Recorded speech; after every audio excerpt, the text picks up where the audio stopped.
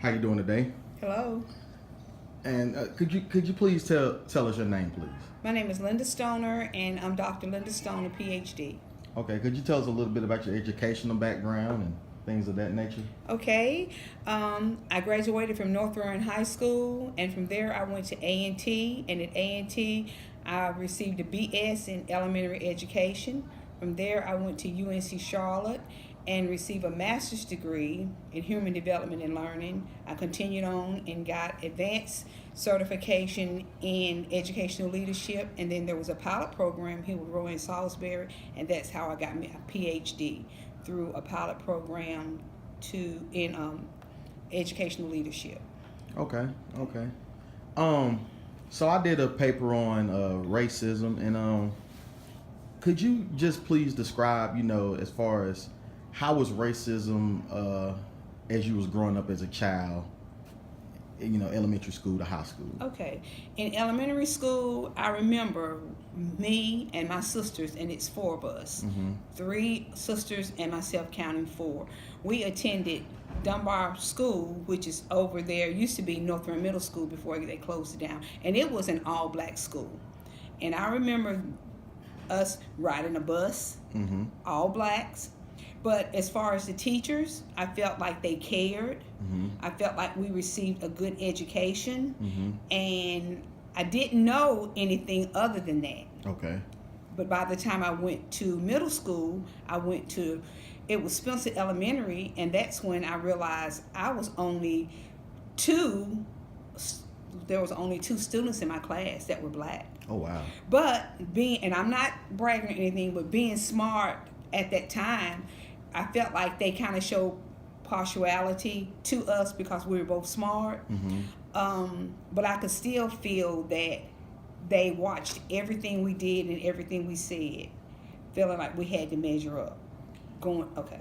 No, you fine. So do you feel how did you feel about the when schools got integrated? Do you feel that it took a toll on the black community as a whole? I think it did because it was always we had to try harder to be better, twice as good, had to dress twice as nice before the clothing became a fashion statement not to dress up. I felt like we had to work twice as hard, study twice as hard to be on the same playing field as those students. Okay. And when the schools integrated, how did the Caucasian students treat you and the other young lady? Okay, integration, I went to North Warren High School, and at first it was like they were trying too hard to please the blacks. And I remember actually several riots where the students walked out, and it was around homecoming time because all the queens and everything, they were all white, and the black students rebelled.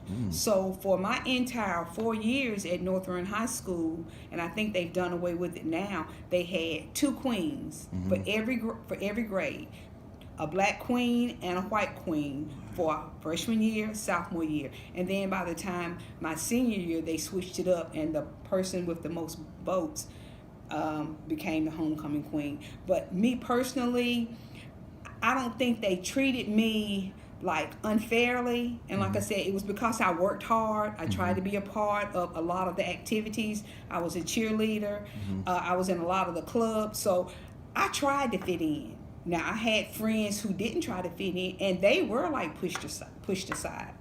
But my sisters and I, we worked twice as hard to be accepted, and I don't know if you frown upon that. She was homecoming queen at North Rowan, so in order to, and I, for lack of a better word, in order to feel like you were somebody, you had to try to befriend the whites. You had to try to work twice as hard, study harder, make the best grades so that you could fit in. Okay.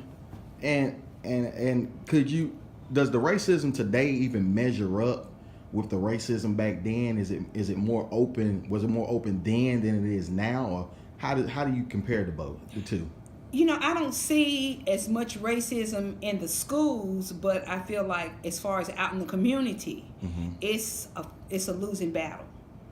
I mean, they pounce on the blacks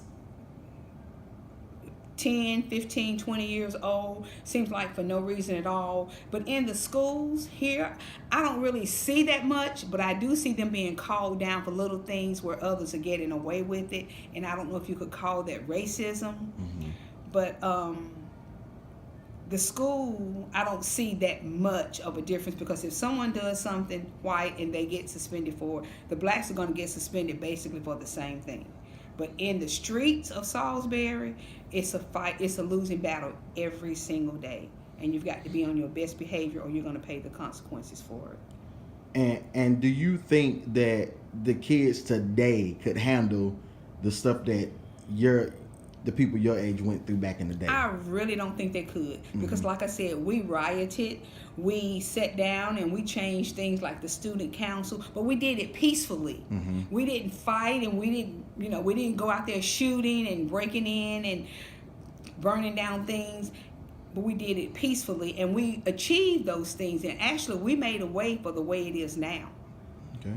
But I don't think they could handle it now, because they don't have anyone to talk them down and rationalize and let them think about it realistically. But I think it's part of it's because the way they've been treated. Okay. Well, thank you, Dr. Stone, a fellow Aggie, and you did a great job. Thank you. Okay. All right. All right.